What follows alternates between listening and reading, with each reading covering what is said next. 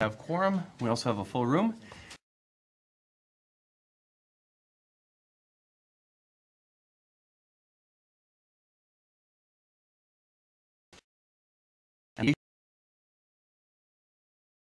Anthem, which Councillor Papp will lead, and I would ask all to rise.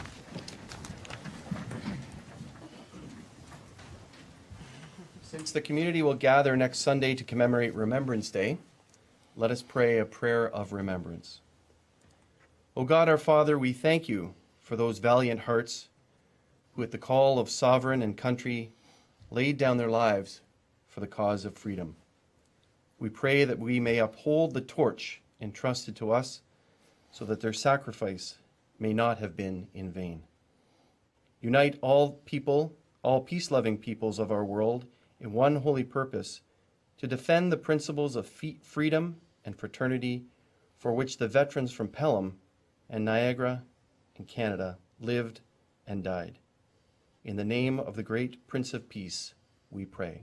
Amen. Amen. O Canada, our home and native land, true patriot love, in all thy sons command. With glowing hearts we see thee rise, the true north, strong and free. From far and wide, O Canada, we stand on guard for thee. God, keep our land glorious and free. O Canada, we stand on guard for thee. O Canada, we stand on guard for thee.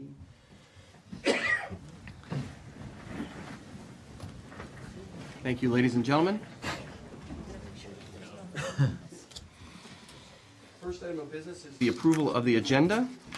It has been moved by Councillor Clark, seconded by Councillor Kersey, that the agenda for the November 5th, 2012 meeting of council be adopted. Are there any amendments to the agenda? There being none, I call the question. All those in favor? Any opposed? None. Motion carried.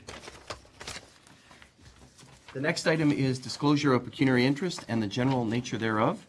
Do members of council have any pecuniary interest they need to disclose at this time?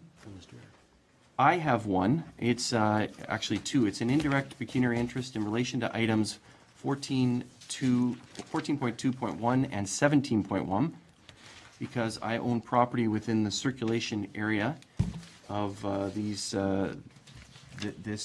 particular issue, and occasionally employ the children of the property owner. But I would ask the clerk also to note that there are no other pecuniary interests. We'll begin first with a presentation of awards to Pelham firefighters. And I'm going to go over to where the chief is. I would also ask the members of the fire service to please come around the dais here.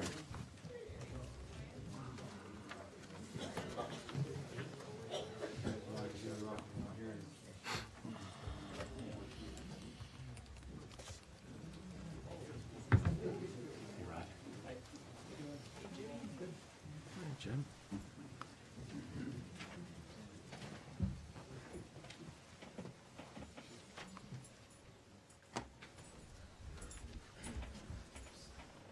Can't see.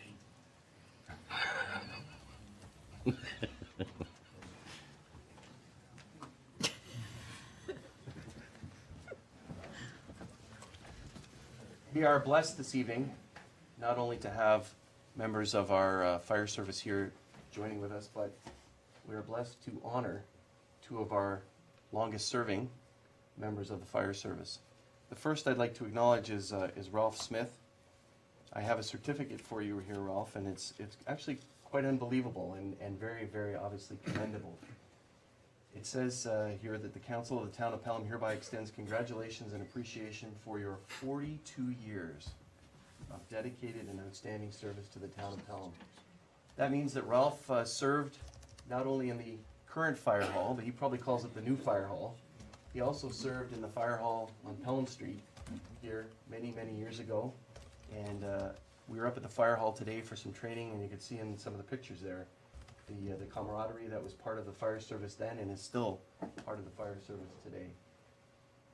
Your service is amazing and outstanding, and it is fitting that we are here to honor you today for those 42 years of dedicated service. And so on behalf of council, I want to extend thanks and congratulations to you. Thank you very much. Thank you. Let's give him a round of applause, eh?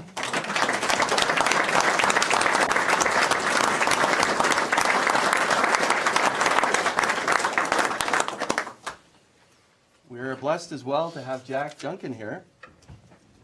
Jack, it says here, congratulations and appreciation for your 23 years of dedication and outstanding service to the town of Pelham. But also that's to the city of Thorold as well. Yes. Because Jack was part of the St. John's Fire Service, the fire station there, for a number of years before it became the Short Hills Fire Service. So we are honoring not only his service here in the town of Pelham, but also the service obviously when he started serving the communities in general. So you must have seen quite a number of changes Oh, yes. between the halls and also the camaraderie. I know, Jack, you're certainly council. You've invited members of council and myself and our families to celebrations at the for Station 3, and you're very much part of that unit of Station 3, and really bring the guys and girls, gals together. And for that, I wish you, I say appreciation and also wish you the very best. So Thank you very much. Thank you very Mr. much. Chair. Really appreciate it.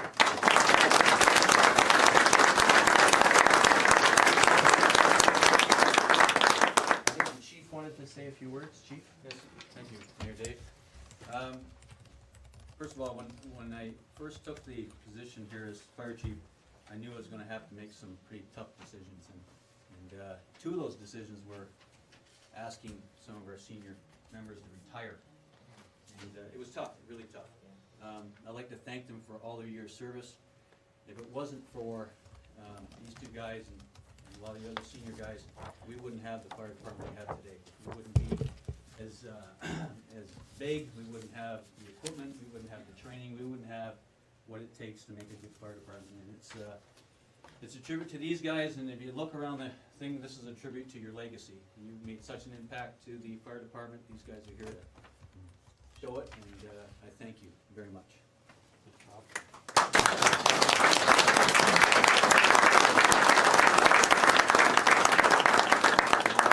You guys want to say something? No. Not destined for politics, I guess. Nothing you want to say? Well, I'd just like to thank Pelham and for the time that I've been able to serve. And it's really been fun and interesting, and it's always a challenge. So thank you very much. Thank you, Jack. Thank you. I know that these guys want to celebrate. I know members of council also want to perhaps shake your hand. Maybe members of council will want to come up here and thank you very much. We can hear. Peter? Wonderful.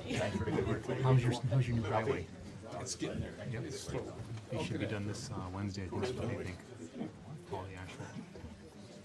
Congratulations. Good to see you.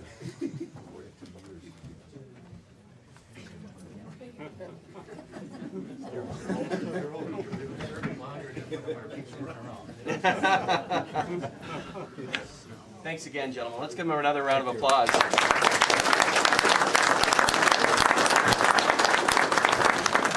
And I know they appreciate, and we appreciate as well, you each coming here this evening to join us in this celebration commemoration on the retirement. So thank you very much for joining us, and thank you as well on behalf of council and the community for continuing to serve the community and always being there when the calls needed.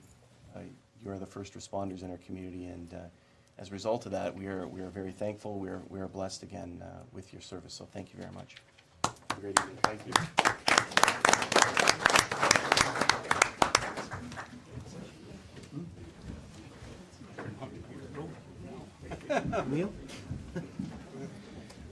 Jack. Great talk, Jack. Congratulations. How's it going? How we doing? Thanks for coming in. One word. Good, Jack. Good? Yeah, still working. Slave drivers. I see you someplace.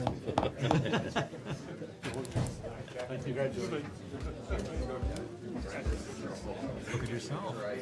No slacker. There you are. Thanks.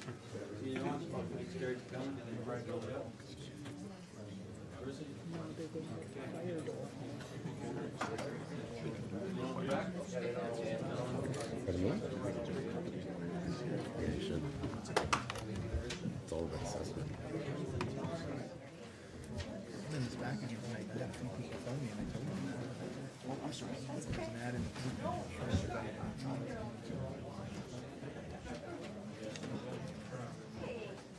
They just don't like the enforcement. See, Council, they're now leaving the room, but some members of the families of of Jack and Ralph were also here as well, so it was nice to, I should have acknowledged them, their presence earlier.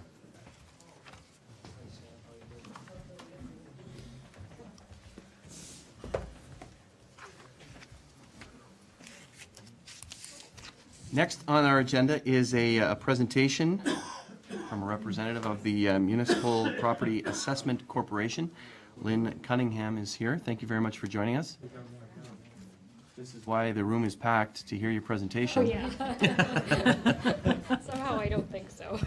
I'm sure we will all find it very interesting.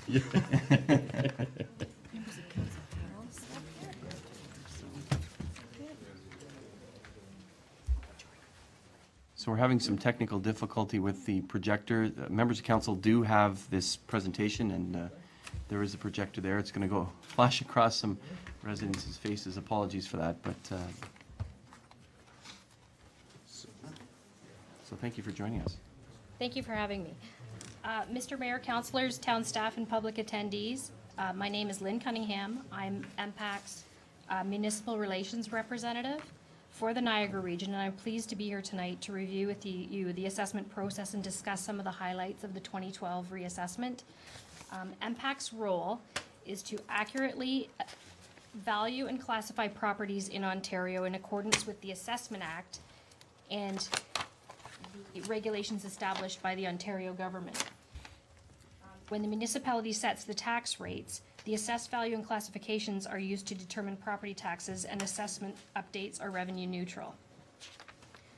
So briefly, what I'm going to talk about are the responsibilities and the relationships of MPAC, the province of Ontario, and the municipalities within the assessment process. Following that, I'm going to provide an overview of property assessment in Ontario, including the current value assessment, the valuation process, the legislative framework, and the current value assessment cycle. With the 2012 assessment update notices coming out shortly, mid-November they're expected, I'm going to provide a little bit of detail about what to expect, as well as enhancements to our online About My Property, where people can look up their information. I'll, after that, discuss the request for reconsideration process and the appeal process, and give the average increases for the town of Pelham itself for residential and farm properties, as well as provide a lot of contact information of how you can contact us at MPAC. So we're guided by the Assessment Act, and the Assessment Act states that all property, all real property in Ontario is liable to assessment and taxation subject to the following exemption from taxation. So exempt properties are properties like churches, schools, hospitals, and municipally owned lands. People's personal property isn't accessible either. So furniture, equipment, those sorts of things. Anything that's movable isn't accessible. But what MPAC does is the Assessment Act guides us that land shall be based on its current value. And current value means the relationship of land, the amount of money the fee simple if unencumbered would realize if sold arm's length, willing buyer, willing seller. So we're looking at sales of open market transactions. So properties are classified according to their use, as directed by the assessment regulations. And current value assessment of real property is based on that definition of what property would be expected to sell for in the open market between a willing buyer and a willing seller. So MPAC is supported by all 444 municipalities, and we determine the current value assessments of properties by analyzing the selling prices. So we're looking at what properties sell for in a given area. And not all real estate is an open market transaction. What we take out of our analysis and our valuation process are not market value sales, like family sales, power sales, or estate type transactions. So in terms of our valuation process, what we do, it's pretty complex. And what we do first off is we collect the data from various sources, such as we get information from the land registry, we get building permit information, we do on-site inspections, and just as an FYI, or for your information, as of June 30th this year, we completed close to 210,000 property reviews for the purpose of the reassessment. From that information, we analyze the data, and we develop models, and we apply these models to our database, which stores all kinds of information. And property valuation teams review the preliminary values and then fine-tune them, and go through extensive fine-tuning and process controlling and edit check processes before we actually apply the values to our system. From that, the notices get mailed out to the people in the region, and like I said, they're being mailed out starting the middle of November. And then we also deliver to the municipalities the second Tuesday in December the assessment roll. So when people get their notice, what they need to do is ask themselves if the notice, the number that they see on their notice that is in effect January 1, 2012, is what they think their property would sell for based on that time frame. If they don't agree with the value, then there's two options. The first option that they have is to file a request for reconsideration. That's a free process for review. Otherwise, the second thing that they can do is file an appeal to the Assessment Review Board. For the 2008 assessment update, the provincial government introduced several changes to the legislation. They introduced a 4-year assessment cycle. The market changes that result in an assessment are phased in over the 4-year cycle. So the government introduced this to create a more stable or more predictable 4-year cycle. And the decreases are applied immediately over that 4-year cycle. So if your property is going down from 2008 to 2012, that decrease is immediate. This legislative framework is continuing through our process as we enter into the 2012 assessment update for the 2013 taxation year. Currently, the cycle that we have in place. So the last reassessment was completed in 2008 for the taxation year of 2009, 10, 11, and 12. It was based on a valuation date of January 1st, 2008. We're now moving into the cycle for the taxation year of 2013, 14, 15, and 16. We're basing it on a valuation date of January 1st, 2012. Just as an example of a phase-in, this might be something that you see on your notice. What it shows is this property in this example is a residential property. It's valued as of January 1st at $360,000, and on the previous notice that would have been received, it was valued at $300,000. So the increase from 2008 to 2012 is $60,000. So what happens is that increase is divided by 4 and phased in over the 4 years, where the full $360,000, or the 2012 January 1st value, is fully realized in the taxation year of 2016.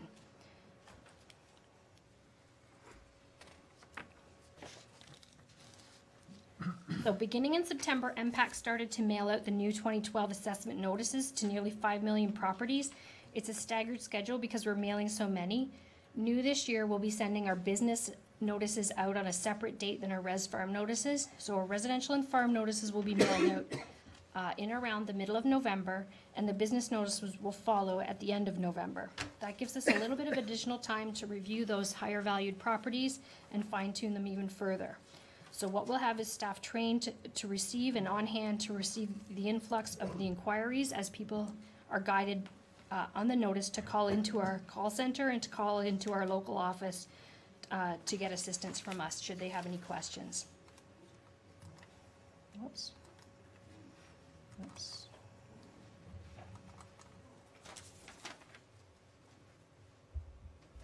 Okay. This is what the property assessment notice looks like that everyone will receive. It's quite detailed and it looks similar to previous assessment notices that have been sent out. Just a little guidance through the notice. The property assessment value classification section is in the middle. It tells you what type of property it is, the new as of January 1st assessment value, in this case it's 220, and the previous value that would have appeared on the previous notice, which in this case was 180,000, and then the difference. The phase in assessment section towards the bottom will have messaging with respect to it being phased in over the 4 years and the difference, and will give the breakdown of how it phases in equally over the 4 years. If it was a decreased situation, it would be immediate, so all of the values would be the same for the 4 years of the phase in. The property summary section tells that this is property, in this example, is a single family detached dwelling. It gives the frontage and depth information and the lot area information, as well as the building square footage in the year of construction that can be verified by the property owner. This part of the notice, the percentage of change, provides the property taxpayer with a comparison of the assessed change of their own property between the 2012 and 2013 taxation years versus the overall what's changing or what's happening in your municipality. So, about my property. In 2007, MPAC added the About My Property. This is our online service for looking up assessment information, and each property assessment notice that's sent has a unique username and password, and we're continuing with this in 2012. So property owners will find that password. They can go online to www.aboutmyproperty.ca or www.mpac.ca to look up comparable properties or look up similar properties to theirs that are located geographically around their property. If you don't have access to internet, we've set up sites at Service Ontario centres, participating libraries, and some municipal offices as well. Or if somebody is interested in doing this and don't have access, they can call our customer contact center, and we can guide people through it and come up with that information for them. Also accompanying the notice here, this is a copy of the information insert. It just gives more details with respect to the 2012 update, as well as the RFR and appeal process. And this insert is just explaining and trying to provide helpful guidance as to the process and what to do. In response to the Ombudsman recommendations, MPAC developed a history of requests for reconsiderations in ARB. This is a separate notification. If you've had a previous adjustment, it accompanies your assessment notice, so you can see on this if we've carried forward the adjustment, or it gives explanation if the adjustment isn't carried forward. It's provided with your notice. So there's no need for a separate call in to us for an explanation or to ask the question, is it still applied? So back to the About My Property. This is where you compare, and this screen shows the login where you actually go in and use it. It's very user friendly, so just about anybody can get in. But for security purposes, they want you to set up your password to go in. There's lots of interactive tutorials that can help you or guide you through it should you get stuck. But basically, it's quite visual, and it actually allows you to see a photo of your own property and locationally on a map where you are. And then you can look up or have the ability to, should you lose your notice, print out a copy of your notice.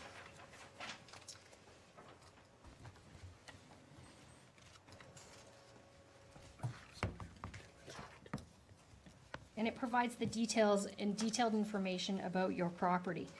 You can also confirm new this year. You can confirm your property information.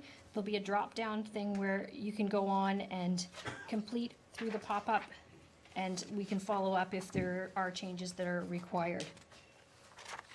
But it's quite interactive, it's quite helpful. You can visually see where things are and look up with the pictures.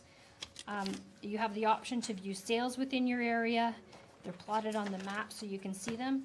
So you can actually go in and view up to 100 properties and specify 24 comparable properties and actually make a report that should you decide once you've done your review, if you want to follow up with a request for reconsideration, once you've had a chance to look around, you can actually go right into the site, attach your properties of interest report right there, and file your reconsideration right online off that site.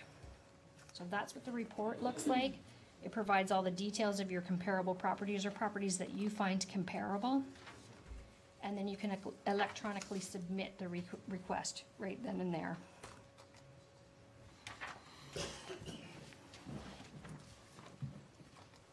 Okay. This is the original request for reconsideration form. It is the first mandatory step for residential farm and managed forest property classes.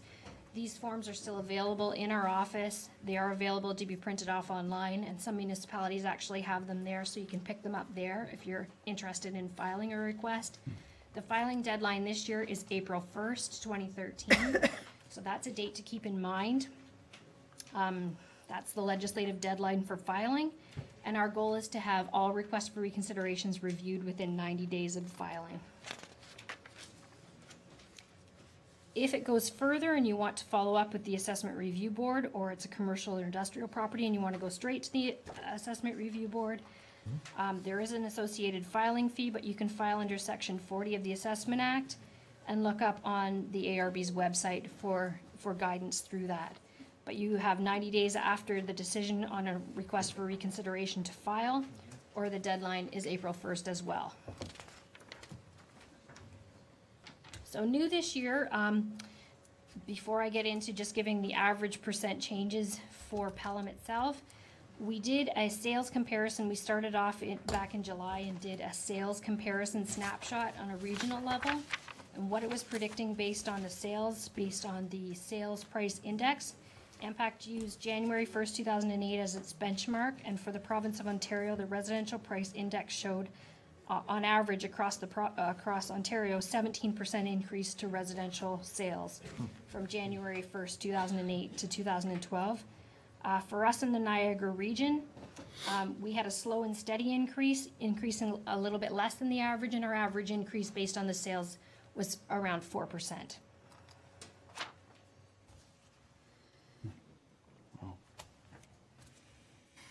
So this next slide is the average percent change by tax class, and what we were finding based on our preliminary reports are for Pelham. The residential property class is increasing in market value approximately 7.9%, and that's based on all of the residential properties and over that 4-year period. So on average, the realized full 2012 value, the increase you're looking at on average for Pelham is 7.9. Okay.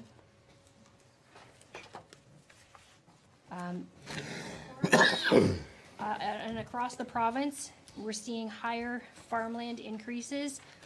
Over the 4 years, you're looking at a 35.8% over the 4 years since the last reassessment. Okay, that is affecting 534 properties in Pelham with associated farmland. Okay, and just a further breakdown of the residential property classes in more detail. The biggest example is single-family detached houses. That's what most people have. They're experiencing a market change of approximately 7.6%. That equates to a value increase of, on average, $319,000, and now with the 2012 value going to $344,000. Okay, these were based on notice-based information. We're not expecting to change much with those notice-based changes until the end of the year. So, as far as lastly, the important dates, just to go back over them quickly, the notice delivery for residential and farm is November 15th, and the end of November for the business and managed forest properties. Our customer contact center will have extended hours between 8 and 6, as well as our local office that is located at 1 St. Paul will have those extended hours as well. The delivery of the assessment roll is the second Tuesday in December, so it's December 11th. And keep in mind that April 1st deadline to file the request for reconsideration or appeals. There's a number of ways to contact us through our website. You can get all kinds of numbers. There will be numbers on the assessment notices when they're mailed out, so those numbers will be available on notices to call. We'll have staff on hand to answer any calls. You can fax through requests as well, or just drop into 1 St. Paul on the 3rd floor. Okay? Thank you for letting me speak tonight. Thank you very much for your very comprehensive presentation this evening. I know that there's a lot of ground that you covered there. Certainly you did it very, very quickly and succinctly. So thank you very much for your presentation. There might be questions from members of council on your presentation, and if you don't mind, I'll open it up to members of council. Do you have any questions for our presenter? Councillor Durley? So thank you, Mr. Mayor, through you to Lynn.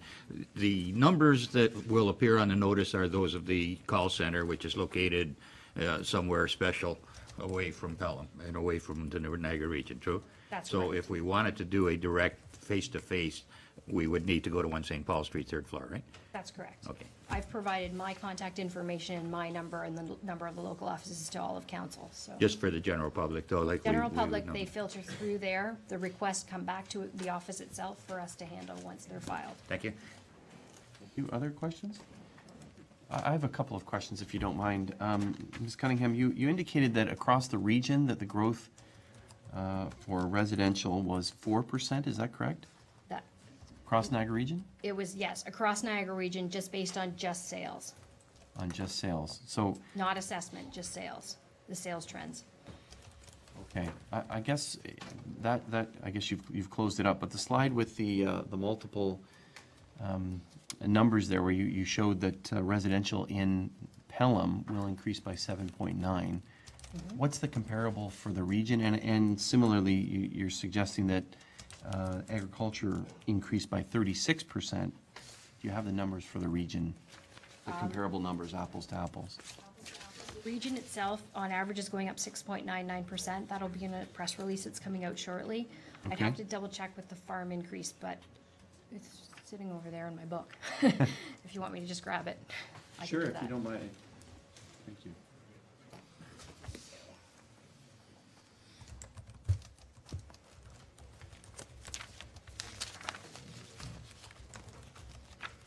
Actually, If you're able to get it. If not, you can get back to us. oh, I have it. It's, the farm average is 24.73 regionally.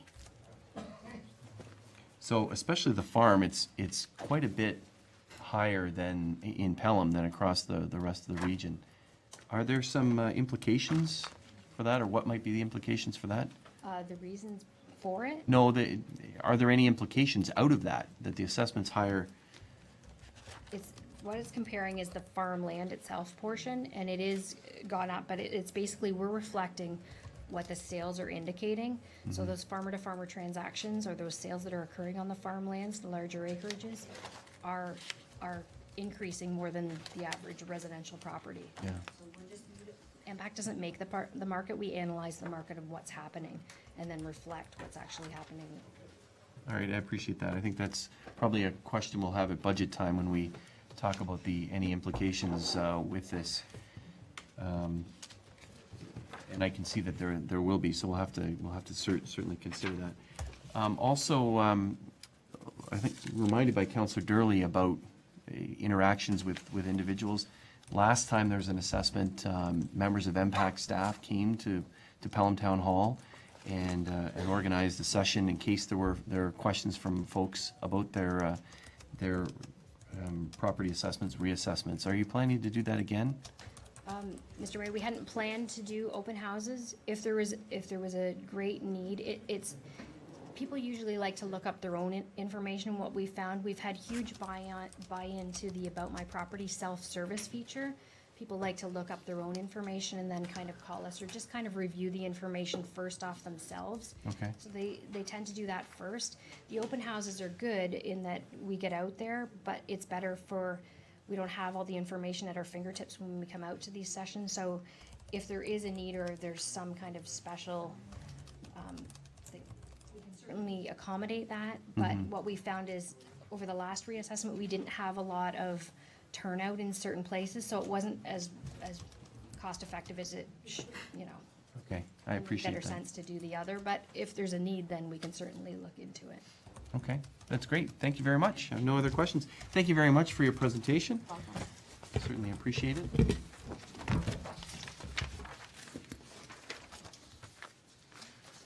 Next, I don't know if Councillor Beatty's out there in the hallway. Is Councillor Beatty out there? Brian Beatty? He may not be there because we're just starting. Thank you. We're just starting the cycle of meetings at Niagara Region. So he probably decided not to come to council this evening. We are working our way through the budget process at the region, but starting tomorrow and Wednesday, we'll have a couple of full days of regional council meetings. So we'll look forward to Councillor Beatty's report at our next council meeting. So the next item of business has been moved by Councillor Clark, seconded by Councillor Kersey, that Council Report C-2712, being the minutes of the regular council meeting of October 15th, 2012, be approved as circulated. Any errors or omissions in those minutes?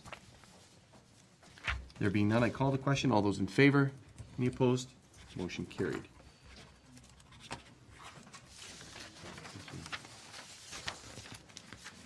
The next item is consent agenda items for separate approval. Do members of council have any items that they'd like to lift for separate approval?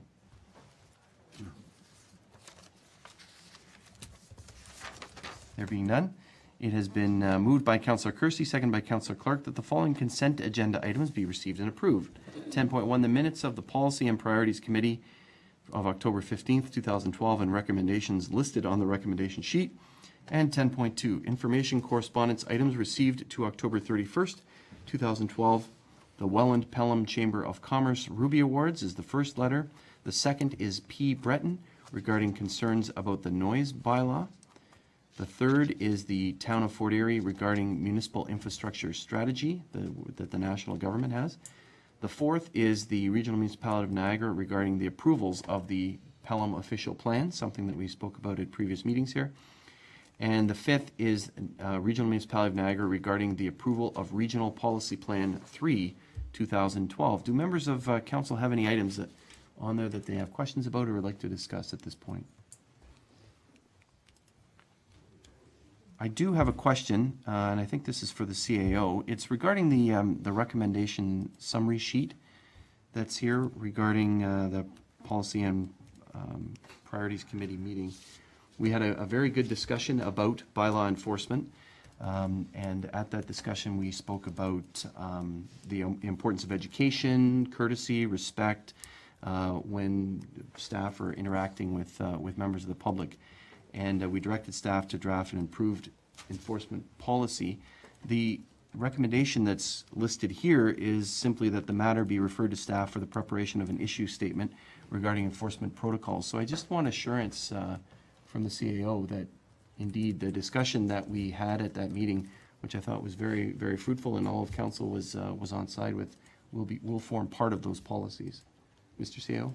That's correct, Mr. Mayor. Staff, I have met with staff regarding some of this issue, and staff will be developing protocols to be presented back to the P&P committee for council review. Okay, and I'll take into consideration the concerns that we expressed at that meeting. That's correct. Okay, great. Thank you very much. Do other members of council have any? Councillor Kersey? Thank you, Mr. Mayor. I just had a question. Perhaps our CAO might like to address that, and it's with respect to the noise bylaw letter that was put forward by Mr. Breton. In that letter, he expressed some concerns about noise that was adjacent from a property adjacent to his, and put forth some suggestions about perhaps improving the noise bylaw. And I noticed that we're accepting it, receiving it for information. I wondered if there's going to be any further disposition of that beyond that. Okay, thank you, Councillor. I wonder if Mr. CEO or Mr. Larimer might be able to comment a little bit more. Yes, Mr. Mayor, to respond to the councillor's inquiry, the specific issue around the bylaw noise complaint has been resolved. The file has been closed. The letter that has come in suggests that the town consider moving to a decibel measuring system for noise. Simply put, that is beyond our means at this point and beyond our capabilities. Usually large cities might have some decibel related bylaw. Usually they're using that to measure the sound of motorcycles, for example. It would be very difficult for us to take on that type of an enforcement.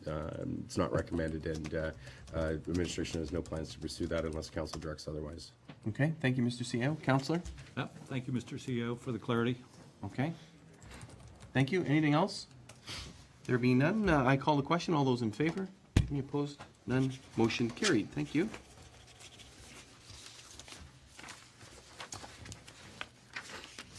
The next item is an item of correspondence that requires action.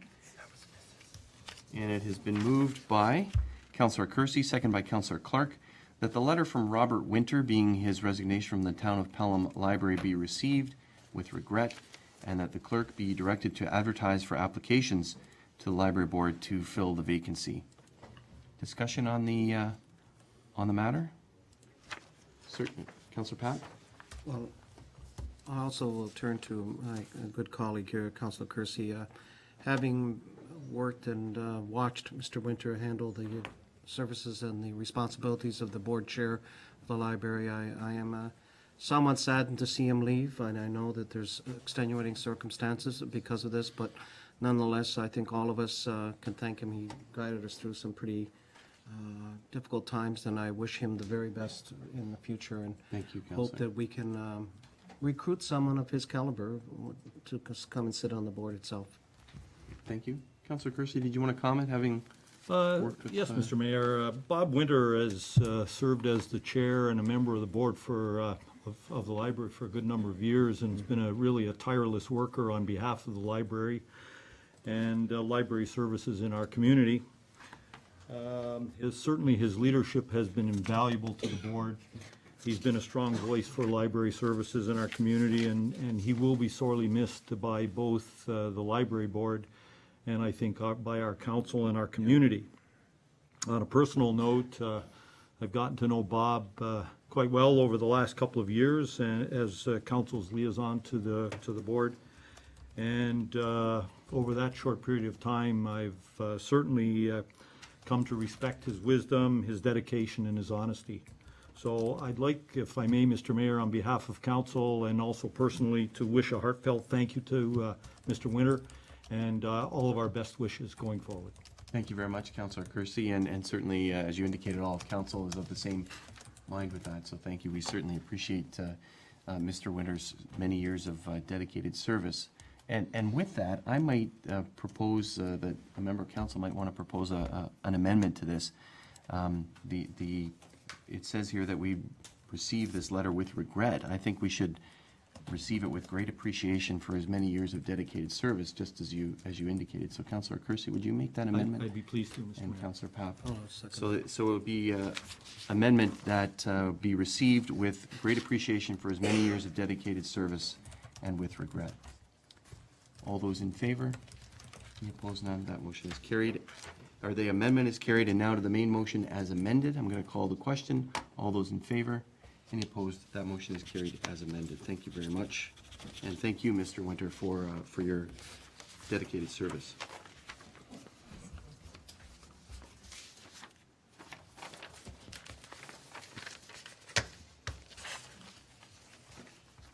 The next item is, where are we here?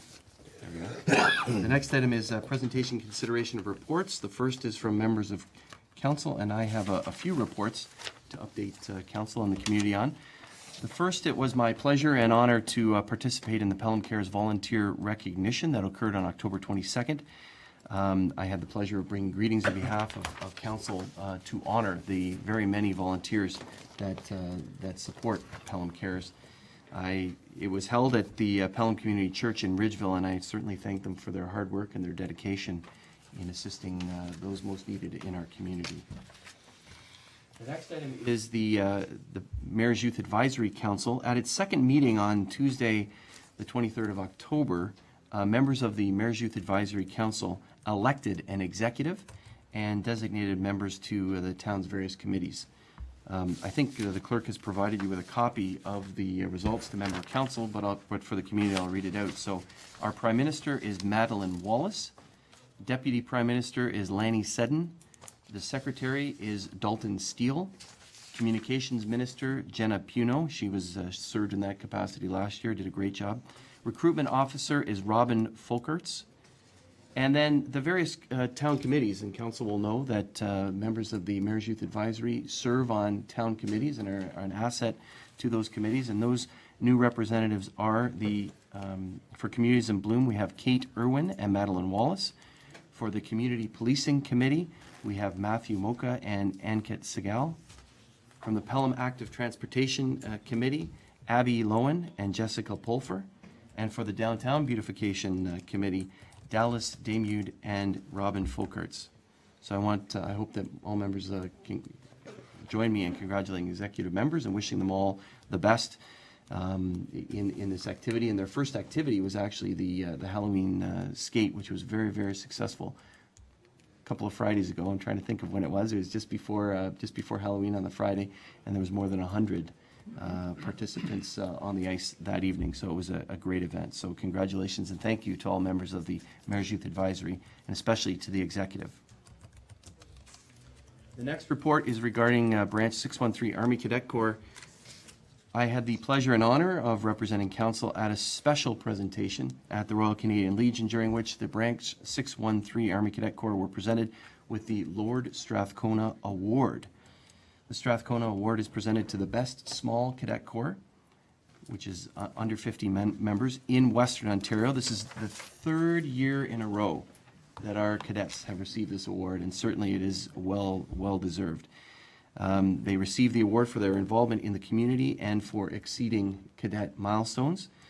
And I thank the cadets on behalf of council and the community for their involvement in activities like Canada Day celebrations, Summerfest, the food drive, Queen's Jubilee celebrations, which was added on this year, Remembrance Day, and community cleanup days. And on behalf of council, congratulations to the cadets for a job well done and for being the best again, third year in a row. The next report is the volunteer appreciation, and I was very pleased. We had a wonderful evening in which Pelham Council and staff honored some of the town's most generous and significant volunteers. And I wanted to thank Councillors Accursi, Clark, Durley, King, and Papp for your assistance, and many thanks to the staff, especially Ms. Van Ravensway, who's here this evening, who organized the event, and all of the staff that volunteered that evening. We had a significant number of staff from each one of the departments to help with this event. It's a great event in which we honor, actually the various groups and communities honor their peers, and they nominate someone and they're honored that evening. So the peer award winners, if council will allow, I'll read them out. I think this is extremely important that it's known to the community. From the Active Transportation Committee, Bob Fish. Representing the Fenwick Lions Club, Bruce Bissell. Representing the Rotary Club of Fawn Hill, Tove Bowman. I think Tove's here this evening. Congratulations again. Representing the Fawn Hill Lions Club, Brian Buchanan. The Fenwick Lioness Club, Eleanor Cumming. The Pelham Soccer Club, Andrea Hughes. The Pelham Heritage Committee, Mary Lamb, our resident historian. The Pelham Tennis Association, Jan Morales. The Royal Canadian Legion Branch 613, Sharon Margison. Pelham Cares, Colleen McCarthy. The 613 Lincoln and Welland Regiment Army Cadets, Ian McLeod. The Niagara Centre Figure Skating Club, Ashley Moore. The Pelham Communities in Bloom, Cheryl Petrie, sporting that great haircut after donating her hair to a good cause, to cancer. The Pelham Community Policing Committee, Dave Schultz. Fawn Hill Lioness Club, Louise Stazer. Pelham Art Festival, Else Swart. The Fawn Hill Volunteer Firefighters Association, I'm sorry, that's Fenwick Volunteer Firefighters Association, Tim Vanderweed. Canada Day Committee, Lance Weeb. The Farmers Market Committee, Bev Youngblood. And the Girl Guides First North Pelham, Kimberly Zalawi. Also, the corporate award was presented to the corporation business that has made the most impact in the community, voted by service groups and other groups in our community, other volunteer organizations, and that was the Meridian Credit Union, and John Wink was there to receive that award. So congratulations to all of the peer award recipients and also to our corporate peer award winner. My final report is about Remembrance Day commemoration on November 4th, just this past Sunday, along with Councillors Durley and Ribiak. I had the pleasure of participating in some of the special Remembrance Day commemoration this past Sunday. The Legion and the Cadets organized special ceremonies at the Cenitas in Fenwick, Ridgeville, Fonthill, and at a special church service that Reverend Myers at the Fonthill Baptist Church organizes. On behalf of council, I want to thank members of Fenwick, Short Hills, and the Fonthill Volunteer Firefighters Association for attending each of those as well. And I'm looking forward, as I know all of council is, to the Remembrance Day services that we have upcoming at Veterans Park at the Royal Canadian Legion at 11 a.m. I'll also be attending a special service at Lookout Ridge at 10:15. There's a number of veterans that live at Lookout Ridge, and they have a special service there, and instead of the veterans going out into the inclement weather, the service comes in and is at Lookout Ridge, so I look forward to that. Thank you very much for your patience, members of council. Those are my reports, and now we'll turn to Councillor Accursi. Thank you, Mr. Mayor. My first report will deal with the Library Board. The Library Board has held 2 meetings, September 12th and October 10th, since I last reported. During that time period, our CAO was off for personal reasons, and Deputy CAO Marcia Hunt took over and acted in her stead, and I think did a great job. And over the summer, the staff at the library has been very busy reorganizing the library and working to bring greater efficiencies to both branches. 2 new programs have been brought forward to the board by staff. One is called Work Off Your Fines program. It was noted when looking at the statistics that the teens were staying away from the library, and when they started to try and diagnose why the teens were staying away, they noted that a good number of the teens had a lot of fines outstanding, and so they were the thought was that they perhaps were avoiding collection services. So the proposal was that a one-time offer would be made to the teens that they could work off their fines, that for every $10 in fines that was outstanding, they would need to work 3 hours. And this was a one-time deal. It was their chance to get amnesty, shall we say, and the hope is that then, once that's corrected, that they'll start up taking the use of the library a little further. The other new policy of significance was that in the new circulation policy that the board has adopted, we will be comping library cards to neighboring communities. This has not been done in the past, but does reflect a trend within Niagara that many of our neighbors are in fact comping library cards to Pelham residents. So it was felt that in reciprocation this would be a good gesture. When we looked at the statistics put forward by staff for the last number of months, it was noted that there was a continued growth in electronic media, use of electronic media, and also that the many programs that the library offers were being so well supported. And this is consistent with what's going on within the library world, where and supports the concept that the library is and will continue to be and will grow, in fact, in importance as a cultural, social meeting place hub, as opposed to a warehouse for a large collection of books. So these trends are going to have to be taken into consideration when council considers the future needs of library services within our community. In addition to that, Mr. Mayor, the members of the Maple Acres Replacement Committee has met and evaluated the various responses to the RFP that were put out there to evaluate library services in our community. And the RFP spelled out a 3-phased project, and it was felt that there was one particular group that put forward a very good proposal, And the first phase of that undertaking will look specifically at the Maple Acres Library and the needs of the Fenwick community with respect to library services. And the cost for that phase, Mr. Mayor, is $15,000. The other two phases, which will deal specifically with Font Hill, and then an overview of the entire library services for the next 10 years, will cost an additional $30,000.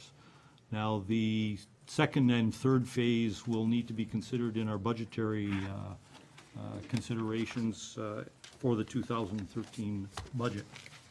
I'm also pleased to note, Mr. Mayor, that our CAO for the library has returned to part-time service and is working with staff there to keep library services offered to our community. My second report is a report regarding the Pelham Business Association. And as you know, the new executive has been installed, and they have outlined their objectives for the new term.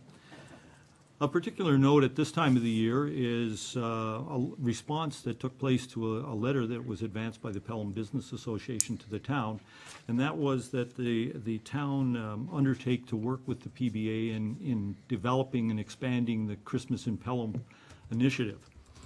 An initial meeting was held to discuss this possibility with the PBA, and a committee was struck out of that, consisting of PBA reps, town reps, representatives from various service clubs, and representatives from the clergy. An initial request for $4,000 from the town was put forward by the committee.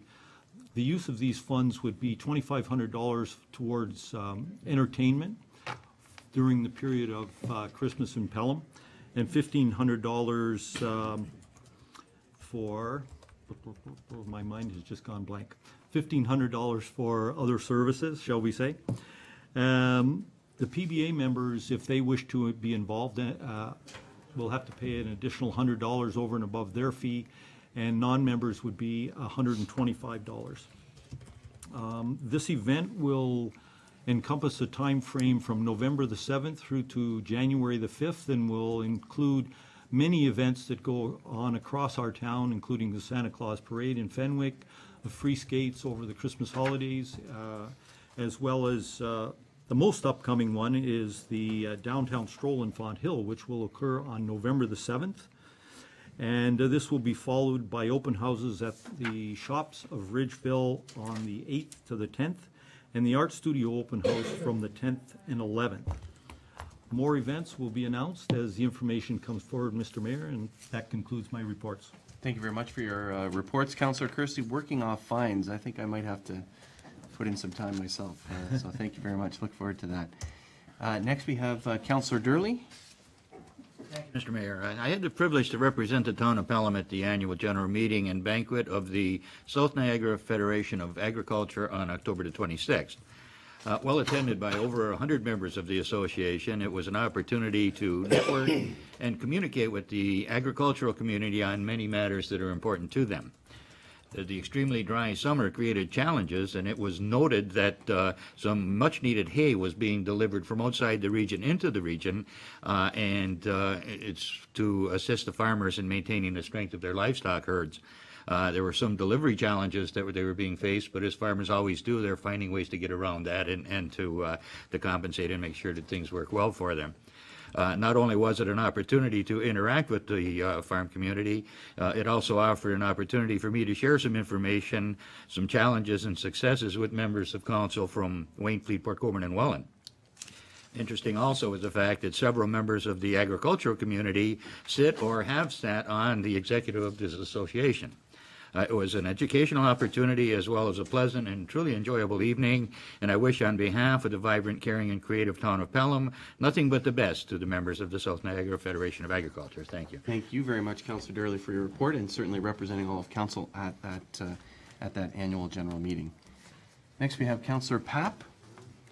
Thank you, Mr. Mayor. It's my pleasure to briefly report on the October 19th proceedings of the Welland-Pelham Chamber Ruby Awards. This is an annual event that acknowledges and rewards and appreciates the efforts of those businesses throughout Welland and Pelham who have stood up beyond their normal forms of excellence and in fact also emphasize individual achievement. The mayor and his lovely wife and myself had a chance to attend. This year we had the largest group of nominations ever submitted for consideration, and in fact what was notable was a lot of them was individual youth achievements throughout the whole area. The event was a sellout. The Lookout Point did an incredible job, and my thanks to Rich Marlino and his staff, and everyone enjoyed it. And finally, besides all of the other awards, it was very, very heartwarming to see that one of our own received what they call the Community Service Award for their effort in going over and beyond the norm in helping people in businesses individually, collectively, and our very own Mel Groom was the recipient of their award. And it's indeed a pleasure for me and us to acknowledge that. Her father, many of you remember, was the former RBC manager, and there was not a time when her father would not step up and help people, no matter what the cause was business-wise. And congratulations, Mel, on an award well-deserved. Thank you, Mr. Mayor. Thank you very much, Councillor Papp, and certainly you're also the recipient of that award as well, and you can speak well of it for others. So congratulations to Mel and to all the recipients. And I'm just going to add that I know that the town of Pelham staff assisted with that a little bit, assisted with the stage. So I think that's what the letter was earlier about thanking from the chamber. So thank you. I think, Mr. Mayor, I think Darren and to your staff, we asked for help and you stepped right up, and that was very, very well received. And thank you so much from the bottom of our hearts, helping set the stage at Lookout again. Thank you, Councillor Papp. Councillor Ribbiak. Thank you, Mr. Mayor. My report is with regard to the Communities in Bloom Community Participation Day, which this autumn occurred on October 18th, 19th, and of course the big day, Saturday, October 20th. As you know, the event hosted community members from across Pelham, taking part in cleaning up grounds throughout the community in which we live, work, and play. Tim Hortons graciously sponsored the annual event with members from the Mayor's Youth Advisory Committee, the Fonzo Rotary Club, many Adopt Road groups, and schools, including E.L. Crosley, filling out the rest of the hard-working crew. In total, our fall cleanup collected more than 115 kilograms of garbage. And I would note that a general comment was that as time goes by, there is less and less garbage on the roads to be picked up. And I think that speaks well both for the program and for the participation of the community at large and generally in keeping our community in great shape. The Communities in Bloom Committee would like to thank all those who came out for their continued support.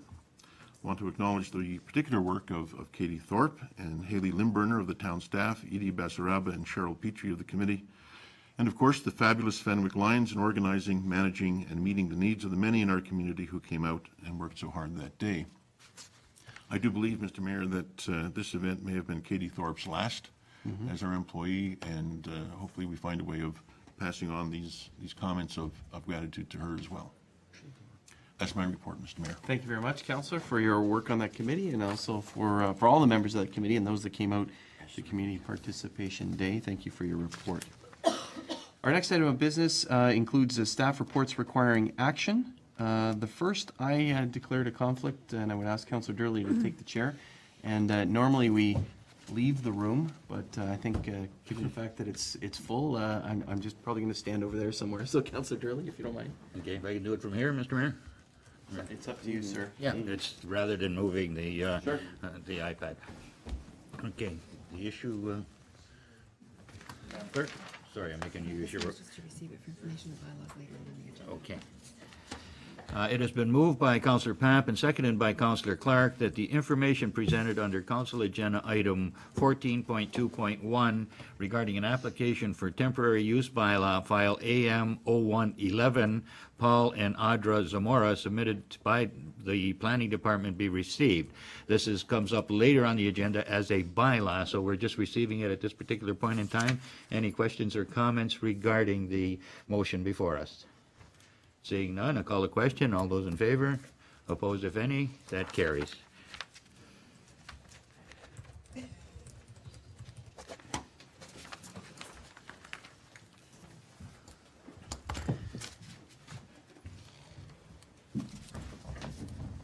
Thank you, Councillor Durley.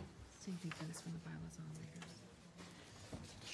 Thank you. It has been moved by Councillor Papp, seconded by Councillor Clark, that the information presented under Council Agenda Item 14.22 regarding the zoning bylaw amendment, file number AM0210, Oak Haven Estates, Equimor Mortgage Investment Corporation, be received. It's a similar situation here. It's a bylaw on later on. Comments or questions? There being none, I call the question. All those in favor? Motion carried. Thank you. The next item, it has been moved by Councillor Papp, seconded by Councillor Clark, that the information presented under Agenda Item 14.2.3 regarding the official plan amendment, file number AM0210, Oak Haven Estates, Equimor Mortgage Investment Corporation, be received. So the first was regarding the zoning bylaw amendment, and this one is regarding the official plan amendment. Any questions on this particular issue? There being none, I call the question. All those in favor? Any opposed? Motion carried. Thank you. The next is, has been moved by Councillor Papp, seconded by Councillor Clark, that the information presented under Agenda Item 14.2.4 regarding the proposed sign bylaw amendment to permit the use of sandwich board signs be received. Comments or questions on this particular issue? Councillor Papp. Through you, Mr. Mayor, to either the CAO or the director, I read in the report about the concern expressed by our town solicitor with respect to the sign itself. Perhaps you could give us some idea of where we're headed with this, because it just raised a red flag with me about the fact that we'd be exposed to some potential risk, or maybe I'm missing something here. Mr. Larmer? The solicitor in his comments indicated that he would prefer that the town have a licensing system. Right. That involves the posting of a liability insurance naming the municipality as being free and clear. Disclaimer. At least my understanding of the position with council and Mr. CAO and I spoke about this, is that council wanted to move forward in an expeditious manner and limit the amount of bureaucracy that's associated with people being able to put signs out in front of their property. So the bylaw is delivered in such a way that there's no permitting system. There is a requirement to post liability. Our solicitor still has a concern with that. So that's where we are right now. Thank you. Councillor? I don't want to hold this up, but I am, if he's concerned that we would be exposed, would it be worth our while to have a further discussion with him? I understand there, he's suggesting, as you state, Mr. Director, a licensing and permit methodology, right, to basically ensure that people, that we're held harmless against if something happens. That's correct. If staff are good with it, I get a little worried when sometimes, our legal advice is given to us to try and protect us, and we put ourselves in a position where we could possibly, we're at risk, is what I'm reading. If it's a minimal risk, I don't have any problem with it. It's just I'm just heeding, or maybe I'm reading too much into this. Mr. CEO, Mr. maybe you CEO, can help me. can you help the councillor? Align my fears. Yes, Mr. Mayor, to respond to the councillor, I certainly have taken a look at this issue. Lawyers, however well-intentioned, are not always correct, and I feel in the best interest of the community and the best interest of eliminating as much bureaucracy as possible, a permitting process with requirements for insurance, etc., and hoops for people to go out simply to put a sandwich board advertising tonight's menu on the sidewalk is unnecessary. I'm satisfied that the content that Mr. Larmer has added into the bylaw ensures that the business is responsible for the liability and they are required to carry the appropriate insurance, and if they do so, the town will be satisfied, and I don't feel that we're exposed to any additional risk. Thank you very much. Councillor? Satisfied. Okay, thank you. Councillor Kersey? Thank you, Mr. Mayor. Through you to the CAO, Mr. CAO, could you advise how the town will ensure that, in fact, the businesses have put the $2 million insurance in place, naming the town of Pelham as co-insured? CEO? There wouldn't be There wouldn't be, sorry, Mr. Mayor, there wouldn't be a process where we would go and conduct inspections of business. This would be a situation that if there was an issue, we would request that the business produce the liability. Normally, that type of mechanism you would find in a business licensing situation, but we don't have that. So it would be from time to time and as required, not as a proactive checking. That would just be impractical. Counselor? Through you, Mr. Mayor, if I could suggest that perhaps it's not that we want a licensing and cover this thing up with a lot of bureaucracy, but I would suggest that perhaps a proactive approach to this would be to put out a memo to all the businesses that if in fact they were going to have a sandwich board, that they would provide a copy of their insurance showing that the town of Pelham has been named as a co-insured to the town. Mr. CEO, is that how it's written? Thank you, Mr. Mayor. I think the best way to approach this is certainly through education. We talk about bylaw enforcement, and I think that the councillor's suggestion to educate businesses on their requirements is an excellent one. And I think that staff certainly could and will do that. Secondly, I think that the way the bylaw has been drafted is to simply say, if in the event that there was an issue, the business is responsible. So if the town didn't have, if the business doesn't have the appropriate insurance, it releases the town from any liability. So it's a clause. They violate the bylaw, they do so at their own peril. And because the bylaw states they're required to have it in order to put the sign out, if there's an instance where there is a problem, the town would not be liable for that situation. Thank you. Counselor? Nope, thank you. That brings me comfort. Okay. Thank you. Other members of council? I have a question. I think this is for Mr. Lorimer. I'm a little confused. When we met in this chamber back in February, it was a Chamber of Commerce event. It was there that staff indicated that something would come forward very quickly. And when the bylaw finally came to council in August and it was approved in September, there was nothing in this. And I asked the question at the time about why it wasn't in the bylaw in terms of sandwich boards on public property. And staff indicated, or I understood that when staff indicated that it would be the case that it would be a separate bylaw. So council made a recommendation, direction to staff to bring something back. And now here we are seeing this within the existing bylaw. And I just wonder if Mr. Lorimer, if you can explain that, because for a long time businesses have been asking for this, and the answer was we need a separate bylaw. And now it seems we don't. Can you please explain that? Certainly. When we were speaking earlier in the year, we were talking about a separate sign bylaw for public property that was going to address all of the signs. So posting on hydro poles, directional signs for tourist events or for special events, and for the agricultural community. So that was the conversation we were having earlier in the year. And then in September, when this issue came up, which is much more recently, council passed a specific resolution that wanted us to deal with A-frame signs alone. So that was why we amended the existing bylaw that's in place. Yeah, I'm not sure that was the discussion we had in the chamber here when we had a special Chamber of Commerce meeting in February. I thought it was specifically for A-frames. I have a couple other questions. The size of the sandwich board. I've heard that there was a business owner that says that the existing bylaw and these signs match the existing bylaw. That their sandwich board sign was out by an inch or something, and bylaw enforcement was speaking to them.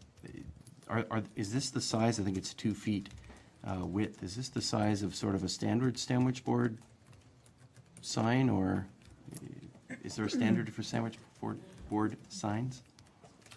I don't know that there's a standard. We reviewed other municipal bylaws, and it seemed that generally 2 feet was the measurement.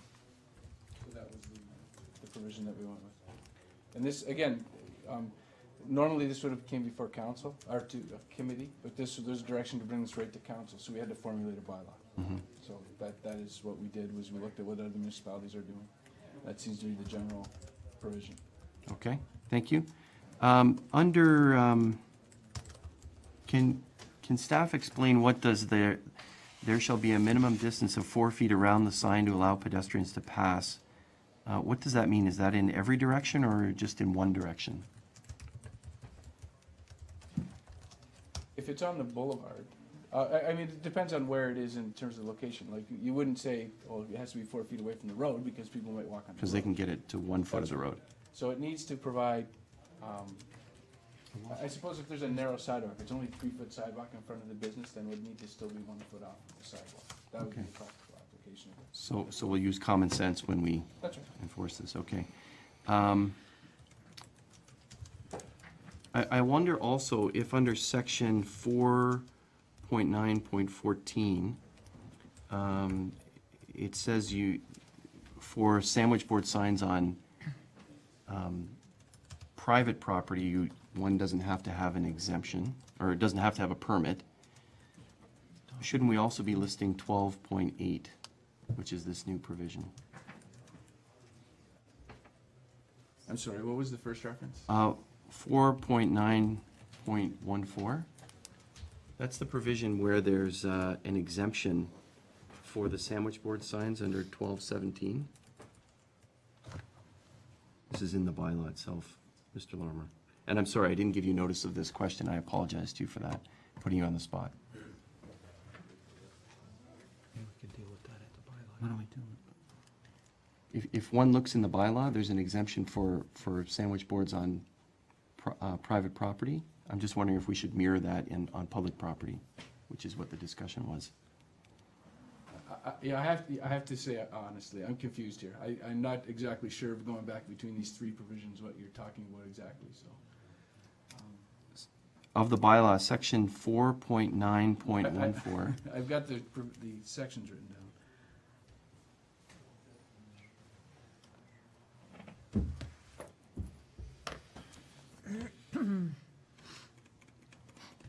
Maybe when we get to the bylaw, you can have, take a look at it then. Give them some time to look at it.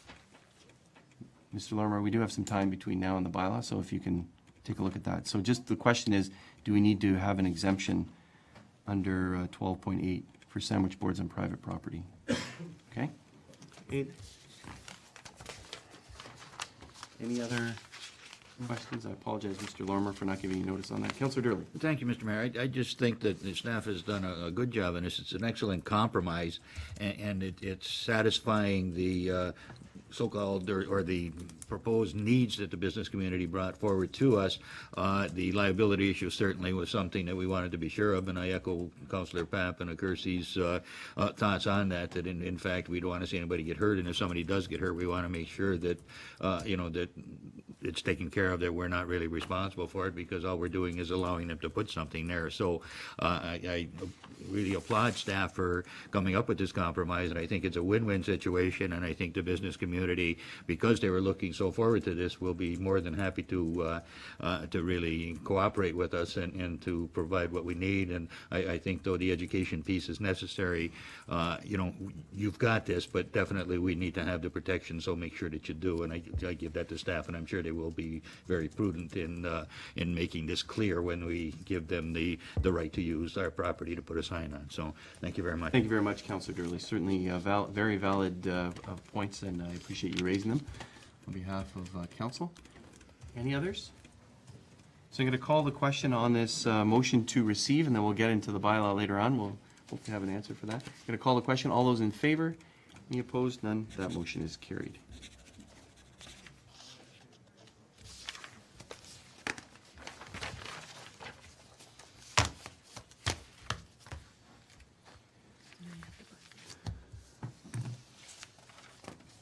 I wonder, the next section is bylaws, presentation consideration of bylaws, and I wonder if we can divide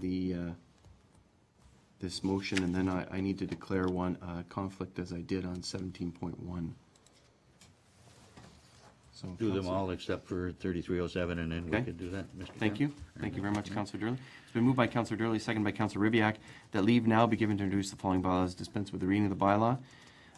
2, being a bylaw to adopt the official plan amendment 58 to expand the Fenwick sanitary sewer area and amend lot area requirements of the village residential designation. 3, being a bylaw to amend Schedule C of bylaw 3091, 2010, respecting rates and fees for cemeteries. 4, being a bylaw to prohibit or regulate signs and to repeal and replace bylaw 3297, 2012. 5, being a bylaw to amend zoning bylaw number 1136, 1987, as amended regarding Oak Haven Estates subdivision.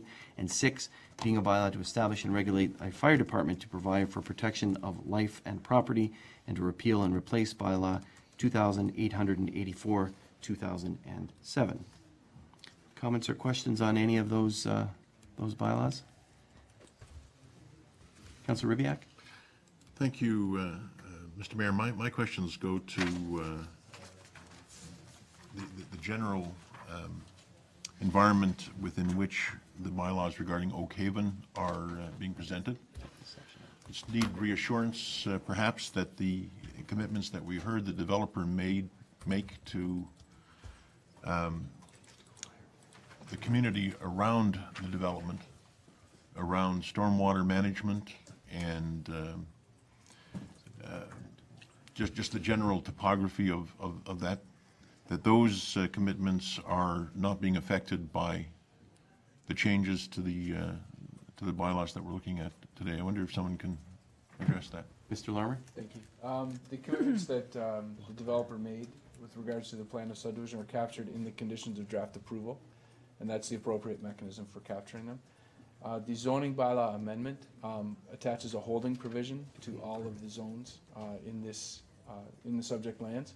That holding provision can't be removed until such time as the draft plan is met and all the conditions are met. So there's nothing affected in terms of softening the position and the commitments that the developer made on that proposal. Thank you very much. Councilor Ribbiak? Thank you. If that's Okay. the case, that Thank you. satisfies me. Thank you. Others? Councilor Kersey? Thank you, Mr. Mayor. I have a question for our treasurer, through you, if I may. Madam Treasurer, I wonder if you could indicate what percentage the fees have changed, and also comment perhaps on how these fees actually reflect on the actual operations of the cost of operations of our cemeteries. Madam Treasurer? Actually, I'm going to refer this over to the Director of CIS, as this would be under his realm. Thank you. Mr. Mano? I believe the fees went up 2 to 3%. It was it's a housekeeping matter to increase those fees on an annual basis, and it requires a resolution of council. It's just to keep in track with inflation. Okay, thank you. Councilor? The follow-up, Mr. Mayor, to that was, I was wondering how the fees that we're charging here actually reflect the actual cost of operating the cemeteries. Mr. Mano? I don't know.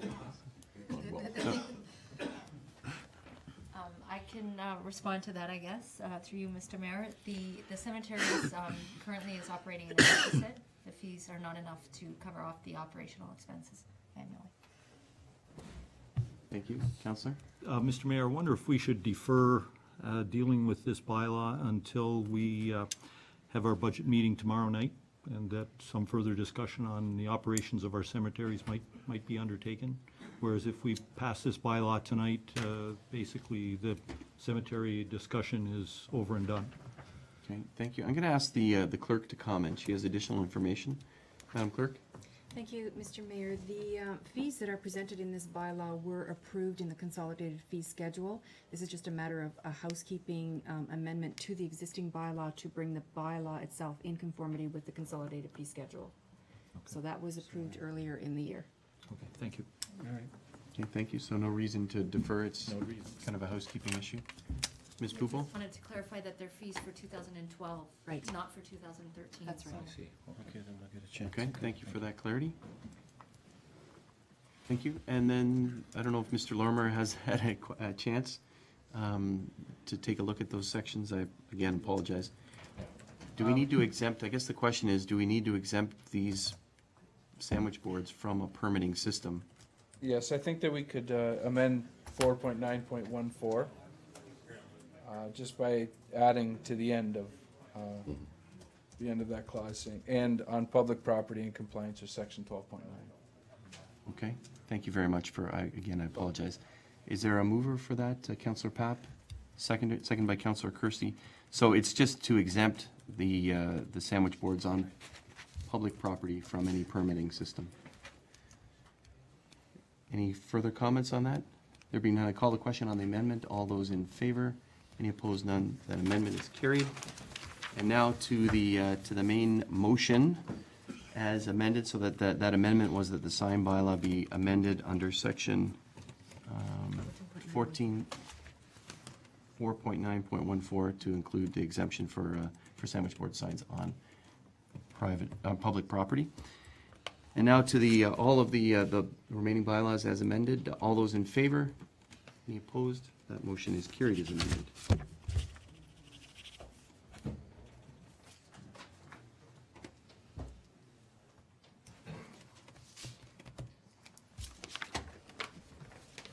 Councillor Durley, thank you. Okay. I moved that so I can. I'm listed as the mover here. Can I get Councillor King?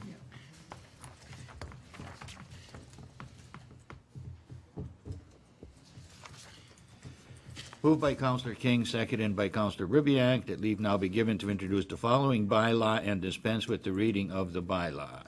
Being a bylaw to amend zoning bylaw 1136, 1987 to allow a temporary use for the property known municipally as 820 Canberra Road. Questions or comments? Call the question. All those in favor? Oh, sorry, question? Yes. Councillor Durley, if you don't mind. Go ahead. Yeah, my question is really for clarification. We are looking at providing that property leave to, is it that property specifically, Yes. or properties generally? No, if just they that permit? property. That property leave to have a suite on the property in addition to the main house for a period of 3 years. I know that the property owners have been here asking for leave to have that temporary use in the past. I'm wondering, I guess, first of all, whether that period of temporary use has expired.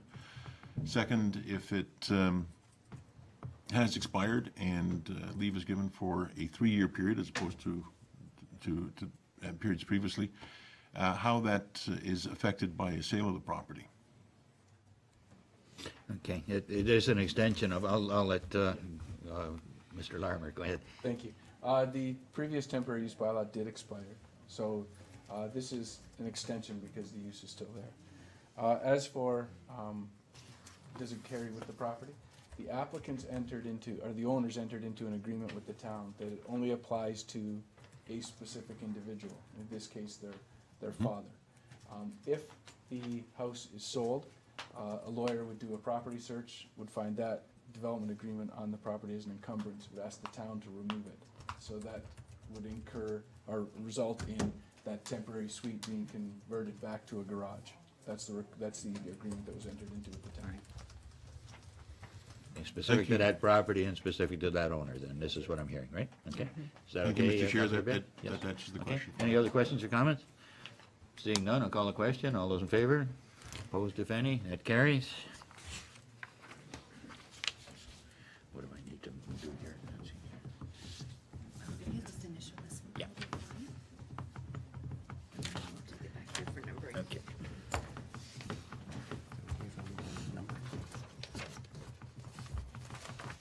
Thank you very much. It's been moved by Councillor Durley, seconded by Councillor Ribbiak, that the following bylaws have been considered first time be numbered as follows: Bylaw 3007, 2012 through to Bylaw 3312. Be now considered a second and third time and pass. The mayor and clerk do sign and seal the same. Any rule of council to the contrary notwithstanding. All those in favor? Any opposed? That motion is carried.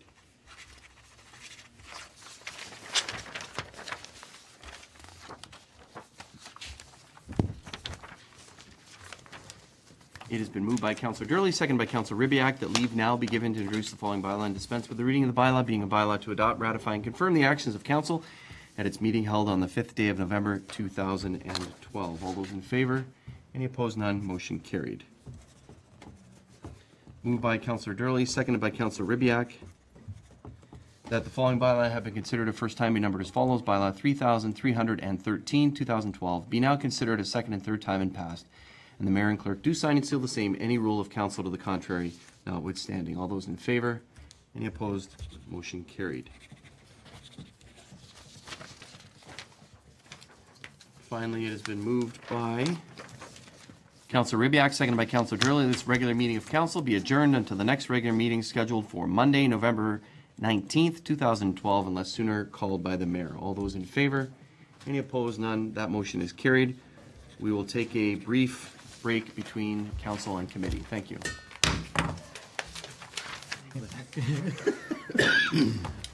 That was, I think she said you clicked here. I apologize. Sorry.